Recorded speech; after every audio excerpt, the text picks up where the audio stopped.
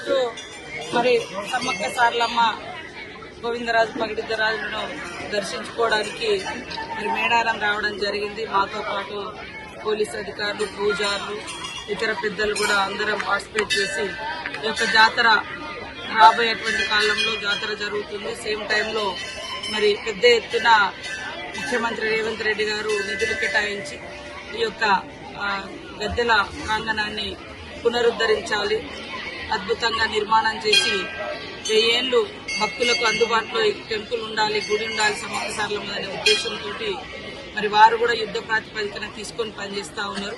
గత వారం క్రితం పనులు కూడా మొదలు పెట్టడం జరిగింది. కాబట్టి ఇప్పటికీ ఈ రోజు చూస్తే సండే అయినప్పటికీ కూడా విపరీతంగా జాతర రాకముందే భక్తులు పెద్ద ఎత్తున వస్తున్నారు. భక్తులకు కూడా మొన్న ముఖ్యమంత్రి గారు వచ్చిపోయిన తర్వాత మేడారానికి చాలా మందికి ఇంకా ఇక్కడ జరుగుతున్నటువంటి పనుల గురించి కూడా బాగా తెలిసి ఇంకా విశ్వాసంతో, అభిమానంతో, విశ్వాసంతో, నమ్మకంతో భక్తులు పెద్ద ఎత్తున వస్తా ఉన్నారు. అన్ని ఏర్పాట్లు ఇప్పటి నుంచే మొదలు పెడతా ఉన్నాం. ముఖ్యంగా పోలీస్ అధికారులు కానీ, శానిటేషన్ కానీ ఇవన్నీ మరి ఎప్పటికప్పుడు సంసిద్ధం చేసుకుంటూ పర్మనెంట్ స్ట్రక్చర్ కోసం కూడా ఆల్రెడీ వర్క్ స్టార్ట్ అయింది.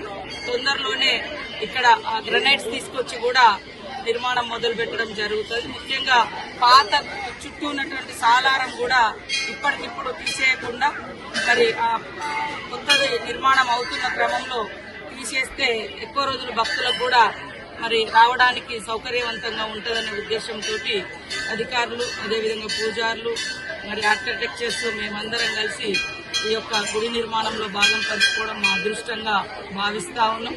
ఖచ్చితంగా మాకు కూడా రోజులు తగ్గిపోతా ఉన్నాయి, భక్తులు కూడా రోజులకు పెరుగుతూ ఉన్నారు. కాబట్టి యుద్ధ ప్రాతిపదికన ఈ వర్క్ను చేస్తున్నందుకు ముఖ్యమంత్రి గారికి, ఇన్ఛార్జ్ మినిస్టర్ పొంగులేటి శ్రీనివాసరెడ్డి గారికి, అదేవిధంగా ఎండోమెంట్ మినిస్టర్ సురేఖక్క గారికి, మా tribal welfare minister Adluri Laxman గారికి, మా జిల్లా కలెక్టర్ దివాకర గారికి, పర్యవేక్షణ ఉన్నటువంటి ఎస్పీ గారు, ఇతర పోలీస్ అధికారులు, జిల్లా యంత్రాంగం అందరికీ కూడా పేరు పేరున నమస్కారాలు. పూజారులు మేమందరం మళ్లీ మీటింగ్స్ పెట్టుకొని ప్రతి స్టెప్ మరి ప్రతి అద్భుతంగా మా పూజారులు కానీ, మా పిల్లలు కానీ రాబోయేటువంటి గుడి నిర్మాణంలో మా ఆదివాసుల చరిత్ర, ముఖ్యంగా సమ్మక్క సారలమ్మ, గోవిందరాజు, పగిడిద్దరాజు కుటుంబాల చరిత్ర, పూజార్ల వంశ చరిత్ర ఇవన్నీ కూడా అద్భుతంగా కట్టడాల మీద రావడం నిజంగా ఈ జన్మకు మాకు ఇది ఒక గొప్ప అవకాశంగా మేము భావిస్తా ఉన్నాం. కాబట్టి కొంతమంది రకరకాల ప్రచారాలు చేసినప్పటికీ మా అందరికి ఒకటే చిత్తశుద్ధి, నన్ను అన్నది సమ్మక్క సమ్మయ్య, కానీ దీవించి ఈ స్థాయికి తీసుకొచ్చి పునర్జన్మనిచ్చి నాకు ఒక జీవితాన్ని ప్రసాదించింది మరి ఈ సమ్మక్క సారలమ్మ, పగిడిద్దరాజు, గోవిందరాజు, ఈ ములుగు ప్రాంత ప్రజలు. కాబట్టి ఖచ్చితంగా ప్రజాసేవలో ఉంటాం. ఈ తల్లుల యొక్క గొప్ప కీర్తిని ఎక్కడ కూడా ఇంచు కూడా తగ్గకుండా ముందుకే తీసుకెళ్తాం తప్ప ఎక్కడ కూడా ఏ చిన్న ప్రాబ్లం రాకుండా గుడి నిర్మాణం కూడా చేపడతామని భక్తులకు అందరికీ తెలియజేస్తూ అందరికీ నమస్కారం.